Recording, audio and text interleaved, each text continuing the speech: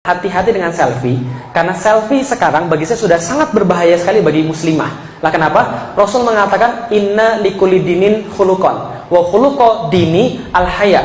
Sesungguhnya setiap agama itu punya akhlak, dan akhlak umatku itu adalah rasa malu. Berarti kalau nggak punya rasa malu, kata Rasul, habis semua. Karena kata Rasul, iman rasa malu senantiasa berdampingan. Kalau satu hilang, yang lain hilang. Kalau satu ada, yang lain ada. Nah, coba pertanyaan saya sederhana, kenapa saya bilang selfie ini bermasalah? Karena selfie bukan lagi teknik foto, tapi sudah menuju pada narsis. Narsis ini apa? Hilangnya rasa malu.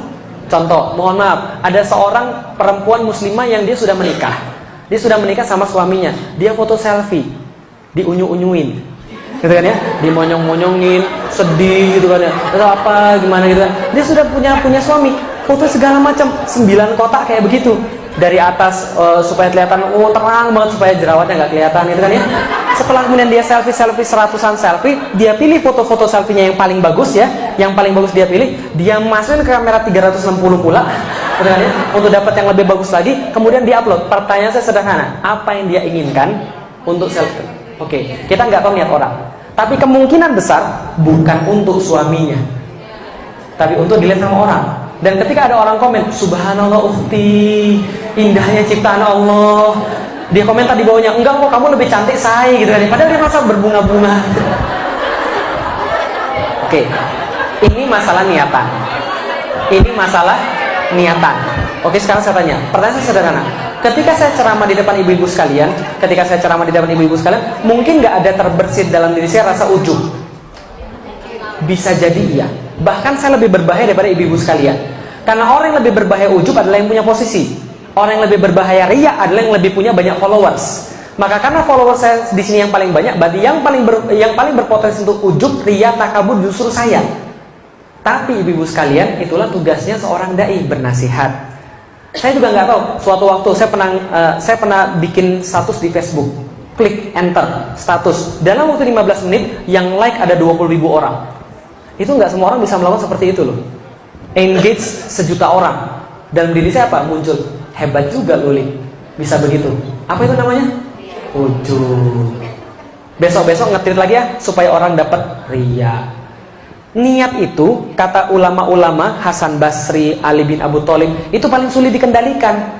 Karena dari awal sampai akhir harus terlalu dikendalikan, karena dia belok terus. Oh, Allahu Akbar, belok gak niat? Kunci di mana ya? Tiba-tiba mikir teman, enggak, bismillahirrahmanirrahim, Allah lagi, tapi dia belok-belok lagi. Begitu juga, apalagi orang selfie, sholat aja bisa riya, sholat aja bisa ujub, apalagi orang selfie. Artinya ketika seorang perempuan melakukan itu, yakin suami anda nggak perlu. Dan orang-orang lain ketika itu bisa fitnah. Makanya saya bilang sama istri saya, Dek, berkaitan dengan tabaruj, salah satu syarat hijab kan tidak tabaruj. Berkaitan dengan tabaruj, saya bilang sama istri saya, Dek, bajumu di rumah dan di depanku harus lebih bagus daripada bajumu di luar, dan harus lebih mahal daripada bajumu di luar. Lah, tapi kan orang nggak lihat. Justru itu intinya. Kalau orang ngelihat kamu, lantas kamu merasa tertarik dengan kamu, maka kamu dosa, aku nggak suka, Allah murka. Tapi kalau kamu di depanku, aku menarik bagiku dan membuatku betah di rumah, berarti kamu berpahala, aku suka, Allah pun suka. Bisa dipahami sekalian? Kalau sekarang kebalik, keluar pakai baju bagus betul, di rumah daster lagi. Itu pun yang sudah pernah kesundut rokok dari zaman kuliah. Paham nggak ibu sekalian?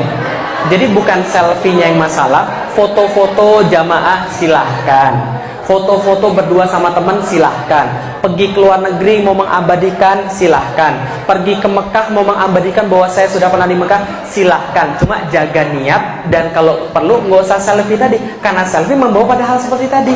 Bisa dipahami ibu sekalian? Apalagi pakai yang monyong-monyong tadi. Jadi bukan selfie-nya yang haram ya. Yang haram adalah yang melatari semua itu, materialisme. Semua dinilai dari yang fana, dan ini bahaya. Dan tahu kisah narsisme? Narsisme itu diawali dari seorang laki-laki bernama Narsisus, yang terobsesi dengan wajahnya sendiri, ngaca terus di kolam, akhirnya kecebur mati. Makanya orang selfie yang paling akut mati betul.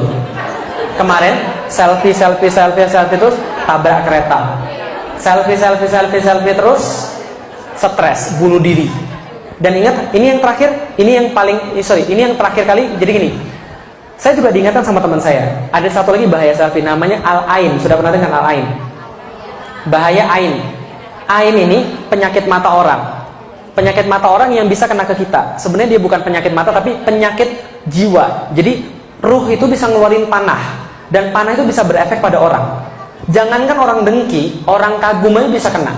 Di zaman para sahabat, ada sahabat yang satu, pada sahabat ini soleh banget. Ketika Rasul masih ada, soleh betul. Lihat sahabatnya yang lain lagi mandi, kelihatan punggungnya, putih banget punggungnya sahabat. Tanpa sadar dia mengucapkan, subhanallah, putih banget kulitnya. Gak pernah saya lihat kulit seputih itu. Kagum doang. Apa yang terjadi? Sahabatnya langsung pingsan. Pingsan, gak bangun lagi. Pingsan, gak bangun. Ketika kemudian orang-orang bilang, Rasul, itu ada sahabat yang pingsan, namanya Sahal. Sahabat yang ngeliat yang ngomong tadi yang namanya Amir bin Rabi'ah. Ketika Rasul bilang, ini kena ain. Lalu Rasul bilang, Anda curiga pada siapa? Semua di sini curiga pada siapa? Kenapa orang bisa jadi kayak begini? Lalu orang-orang bilang, Amir ngelihat dia, lalu dia pingsan. Lalu Rasul bilang pada Amir, kamu ini mau mencelakakan saudaramu ya? Mau membunuh saudaramu sendiri ya? Maka Amir ini disuruh wudhu, air wudhunya kemudian disiramkan ke kepalanya Sahal, sembuh. Nah, itu namanya ain. Ain itu adalah jadi gini, kita itu kadang-kadang tanpa sadar mengupload sesuatu yang orang-orang pengen banget, gitu loh, yang kita nggak tahu. Dan saya sudah mulai mengurangi juga.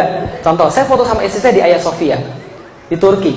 Ada orang yang belum nikah pengen banget nikah, pengen banget pergi ke Turki, desperately, mati-matian pengen banget. Ketika dia ngeliat foto itu, kira-kira gimana? Ya Allah, romantisnya. Ya Allah, enaknya punya suami ya. Ya Allah, enaknya punya suami ustadz ya.